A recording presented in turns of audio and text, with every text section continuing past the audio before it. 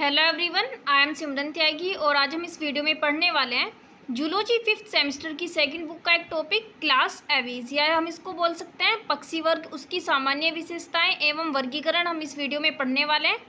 और इसकी first book जो है वो मैं कंप्लीट करके चैनल पर डाल चुकी हूँ, आप लोग वहाँ से जाकर कंप्लीट कर सकते हैं। तो चलिए शुरू करते हैं अपना टॉपिक एवीज। इसको हम पक्षी वर्ग भी बोलते हैं, ठीक है।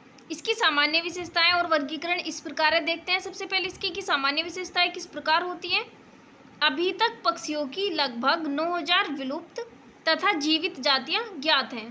पक्षियों में अन्य जंतुओं की तुलना में विविधता लगभग नगण्य होती है, यानी कि ना के बराबर इनमें विविधता जो है वो पाई जाती है, इनमें डाइवर्सिटी बहुत कम होती है। इसका कारण उनमें वायवीय जीवन संबंधी आवश्यकताओं की पूर्ति हेतु पाया जाने वाला अनुकूलन है। इसके सामान्य लक्षण निम्नलिखित हैं, यानी कि जो हमारा पक्षी वर्ग है वो अपने आप को जो भी वातावरण हो उसके अनुसार ही अनुकूलित कर लेता है। इनके लक्षण है, यहाँ पर देखिए आप कि ये द्विपादी यानी कि इनके दो पैर होते हैं, अंडज तथा उड़नशील कशेरुकी होते हैं और इनका शरीर तुर्क रूपी यानी कि स्पिंडल शेप्ड, धारा रेखित तथा चार स्पष्ट भागों, चार स्पष्ट भाग कौन से हैं वो हमारे सिर, ग्रीवा, धड़ तथा पुच्छ में विभाजित होता है।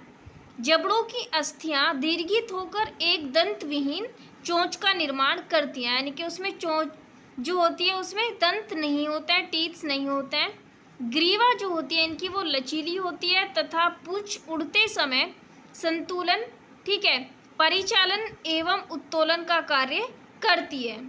शरीर में पादों की दो जोड़ी पाई जाती हैं। अग्रपाद पंखों में रूपांतरित होते हैं। आप लोगों ने देखा होगा जो पक्षी होते हैं उनके जो अग्रपाद होते हैं वो पंखों में रूपांतरित हुए रहते हैं तथा जो पश्चपाद होते हैं वो चलने, दौड़ने, खरोचने, भोजन पकड़ने, तैरने इत्यादि के लिए विभिन्न प्रकार से अनुकूलित होते हैं।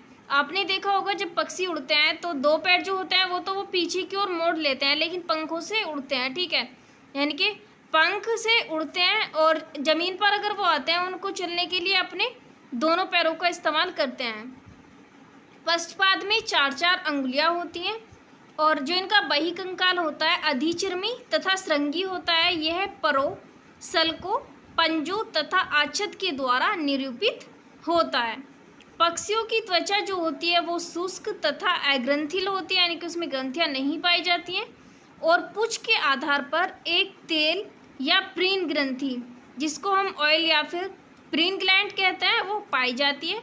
और इनमें शरीर में अंतःकंकाल पूर्णतया जो होता है वो अस्थिल यानी कि बोनी, हल्का तथा मजबूत होता है।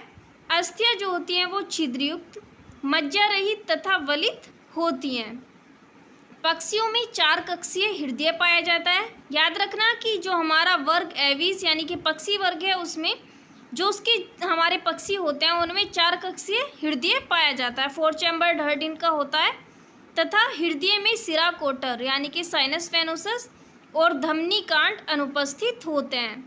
उसके बाद 8 पर दिया गया है कि ये समतापी होते हैं, अर्थात गर्म रुधिर वाले होते हैं और रुधिर में अंडाकार द्विउत्तल केंद्रीय युक्त लाल कणिकाएं यानी कि जो हमारी रेड ब्लड सेल्स होती हैं वो उपस्थित होती हैं। अब देख लेते हैं कि इनमें रेस्पिरेशन किस टाइप से होता है। श्वसन सघन तथा स्पंजी फेफड़ों की सहायता से होता है, यानी कि लंग्स इसमें भी पाए जाते हैं और फेफड़ों से वायु कोश लगे रहते हैं तथा श्वसन तंत्र के लैरिंग्स में श्वसन जो स्वर रज्जु होती है वो अनुपस्थित होते हैं और स्वर यंत्र को हम क्या बोलते हैं यहाँ पर साइरिंग्स कहते हैं। उसके बाद दिया गया है इनका कि एक्सक्रेशन किस टाइप से होता है। पक्षी यूरिक अम्ल उत्सर्गी होते हैं, जिनमें उत्सर्जी पदार्थ जो होता है यूरेट्स के रूप में ये विष्ठा के साथ उत्सर्जित करते हैं, ठीक है। और जो हमारे पक्षी होते हैं वो एकलिंगी होते हैं तथा लैंगिक द्विरूपता उनमें सुस्पष्ट होती है, ठीक है। नर में वृषण की एक जोड़ी तथा मादा में केवल एक अंडाशय होता है। उसके बाद निषेचन के बारे में दिया गया है कि फर्टिलाइजेशन किस टाइप से होता है। निषेचन इनमें आंतरिक होता है तथा निषेचन से पहले अनुरंजन तथा मैथुन जैसी क्रियाएं इसमें होती हैं। पक्षियों के जो अंडे होते हैं वो बड़े, अधिक पीतक युक्त यानी कि यॉल्क सैक जो होती है उसमें अधिक होती है तथा कठोर कैल्शियमिक कवच युक्त होते हैं। अंडों में परिवर्धन बाह्य ऊष्मायान के द्वारा होता है और ये जो घोंसलों में अंडों को सेते हैं, ठीक है, जो पक्षी होते हैं, तथा अंडों में बाह्य भ्रूण कलाएं पाई जाती हैं। और उनके बाद इनका लास्ट कैरेक्टर दिया गया है कि इनमें सुविकसित पैतृक संरक्षण पाया जाता है। एग्जाम्पल है हमारे इक्थियोर्निस, शुतुरमुर्ग, पेंगुइन, गोरैया, कबूतर, और जितने भी आप लोग पक्षी देखते हैं सब वो हमारे पक्षी वर्ग यानी कि एविस के ही सभी एग्जाम्पल्स हैं। अब देख लेते हैं इसका क्लासिफिकेशन ऑफ एविस।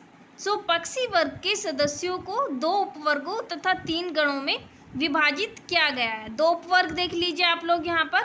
फर्स्ट है हमारा आर्किओरेंथीज, ठीक है, एंड सेकंड यहाँ पर दिया गया है हमारा नियोरेंथीज। उसके बाद हम पढ़ लेते हैं कि यहाँ पर जो हमारा उपवर्ग, ठीक है, सब क्लास है आर्किओरेंथीज, इसके अंतर्गत कौन कौन से जीव आते हैं हमारे।